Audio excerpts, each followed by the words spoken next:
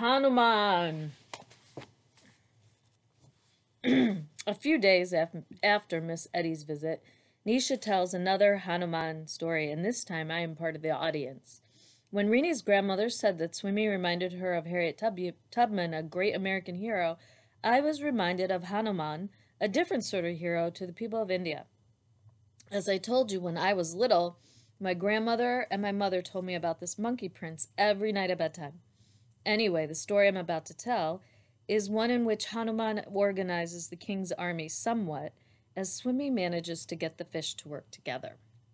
It occurs to me at that moment that a storyteller is yet another kind of Swimmy hero, bringing an otherwise distracted group of people together for the purpose of being lifted up and carried away on the wings of imagery and language. The children and I are akin to that school of little fish surrounding Swimmy, but now it is Nisha who will plan the journey for us. A long time ago in India, there was a king named Rama. He had a beautiful princess who was his wife named Sita. One day, a king from Lanka, who was a very mean king, came in and kidnapped Sita and took her to his land in Lanka. Now, he took good care of Sita because he really liked her, and he made sure she was comfortable. So what did Rama do, Jenny asks. He was very sad, Nisha goes on. He did not know what to do.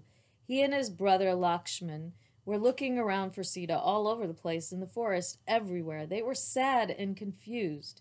In the forest, they met Hanuman, who, as I told you, is the son of Vaya, god of the winds. He said to them, I'll help you find Sita.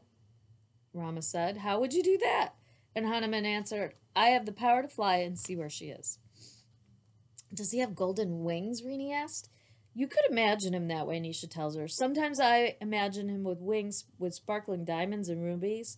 So Hanuman began to fly above the trees. Now Sita had also been flying above the trees because she had been kidnapped by the wicked king's bird. While she was flying through the crowd, she dropped pieces of her jewelry to make a trail.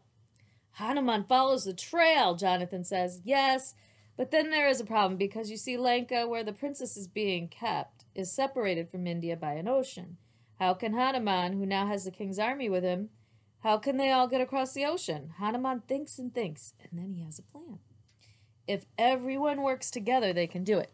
Each one collects little pebbles, and they begin to drop them, thousands of them, across the ocean until a bridge is formed. This way, the army can cross over the ocean. Now they are ready to continue their search for Sita. Do they find her? I know they find her, right? The children cannot wait any longer.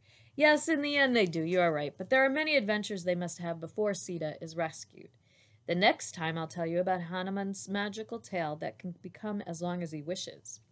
One cannot tell these stories too fast because there are all sorts of special things we have to know about Hanuman. We must save them for other stories so we can think about them one at a time. When I was little, I wanted the stories never to end, and so I begged my mother to keep telling me each one over and over.